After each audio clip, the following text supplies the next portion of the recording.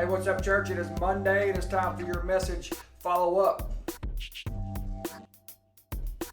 Yesterday, we concluded our series on men, and we talked about being the husbands that we want to be. We looked at Ephesians 5, where Paul tells us to love our wives the way Jesus loves the church. And in that passage shows that Jesus loves the church in three ways: sacrificially, with a sanctifying love, and with a satisfying love. So in those three ways, we are to love our wives to death, literally until death, and figuratively with as much as we have. And the main things as followers of Jesus to remember when it comes to marriage is that marriage is supposed to be a picture of the gospel to the world, a picture of the relationship with Jesus and his church. So husbands, as the leaders of your home and the one that God is going to hold spiritually accountable for your family, make sure that you are sacrificially, sanctifyingly, and satisfyingly loving your wife with all that you have so that we can present the best gospel picture to the world as possible. If you missed any of the men's series messages, please go back on the website, fbcdan.com, and watch or rewatch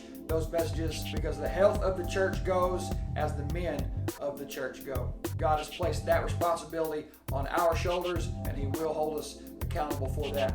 Flipping the subject real quick, I want to give a quick COVID update from what the governor has talked about in his last two addresses. There are some good news in those addresses. Be careful buying into the doom and gloom, and make sure that you are following facts. So the first thing from the governor's address today is this. Number one, Arkansas is third per capita out of all states in the month of June in the amount of testing that is taking place. We are testing a lot of people. That's a good thing. With increased testing comes increased numbers, but with increased testing comes increased contact tracing, and therefore a short and long-term mitigation of virus spread. Secondly, now for several days, recoveries are about equaling new cases. So on a daily basis, we have as many people recovering from the virus as we do people getting the virus. So things are starting to flatline, which is a great thing. The third thing is, on Friday, churches were specifically addressed in the governor's address. There have been a few places where there have been a cluster of transmissions, which means case transmissions from 2 to 11 people in a few churches around the state. In each of those churches, the guidelines for stopping transmission were not followed. There were two sentences stated after that got missed by a lot of people. It was stated that if you follow the guidelines, even if someone has the virus, the chance of transmission is low. Currently here at Danville First Baptist, we have had no transmissions take place on campus of the church. We definitely want to keep it that way. That's why we have the pews in the sanctuary taped off and sectioned off to make sure that we are spread out by family unit and individuals by 6 feet. As long as you are 6 feet or more apart, masks are not even necessary. But in the case that 6 feet is not possible, masks are recommended, which is why we have masks upon entry at the church till you are seated. So again, those two sentences that were stated on Friday were this: if you will wash your hands, stay 6 feet apart inside, wear a mask when you can't stay 6 feet apart inside, then the chances of the virus being transmitted are very low, even if you are around someone that is symptomatic with the virus currently.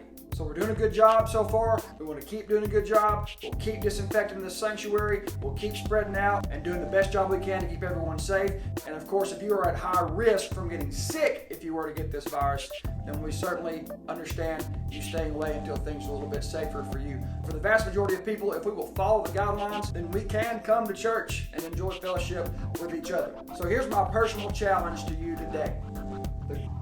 The COVID-19 prayer challenge. Every time you think about COVID-19, every time you're about to speak about COVID-19, every time it comes to your mind about what is going on with this virus, I challenge you to stop.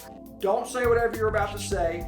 Don't tweet whatever you're about to tweet. Don't post whatever you're about to post. And instead, pray. Pray that you're doing all that you can do. Pray that others are doing all that they can do. Pray that our hearts are in the right place to do everything we can to minister to those around us in a way that makes a difference and eases pain and not increases pain, so that we can glorify God through this. So every single time COVID comes to your mind, and especially when it's about to come to your lips or pass through your thumbs, stop and pray. Pray and pray some more so that God gets the glory for the effects that take place after those prayers. We love you very much. And here's a link that if you have any prayer requests, please go to this link. Let us know your prayer requests so that we can be actively praying with you. We love you, and we will see you soon.